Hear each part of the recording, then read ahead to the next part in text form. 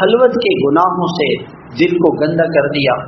میں اس کتاب میں ایک واقعہ پڑھا کہ ایک آدمی تھا، بڑا نیک تھا، وہ ایک دن مسجد کی چھت پہ چڑھا، اس کی بدنظری ہو گئی، ایک آنکھوں سے کسی نیچے عورت کو دیکھا، فوراً شیطان نے نیچے اتارا اور آ کر اس عورت سے کہا کہ میں آپ سے شادی کرنا چاہتا ہوں۔ اس نے کہا میں تو نصرانی ہوں، عیسائی ہوں، تو میں بھی عیسائی ہو جاؤں گا۔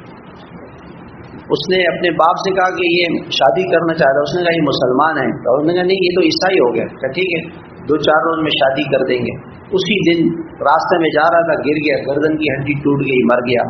اور میرے بھائی وہ ایمان بھی گیا، عورت بھی گئی، کچھ بھی نہیں ملا۔ ایک بد نظری ایسی چیز، اور اس موبائل میں تو دن رات بد نظریاں ہو رہی۔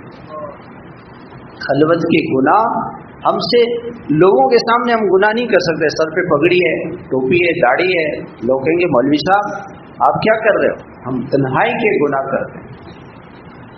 کیوں؟ اللہ کا خوف نہیں، اللہ کے ساتھ آمنا سامنا ہوگا۔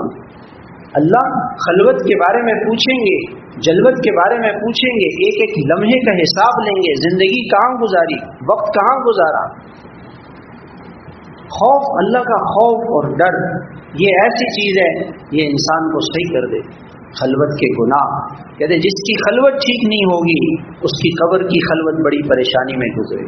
یاد رکھ، جو چاہتا ہے کہ میری قبر کی خلوت اچھی ہو جائے، دنیا میں اپنی خلوت کو پاک کرے گناہوں سے۔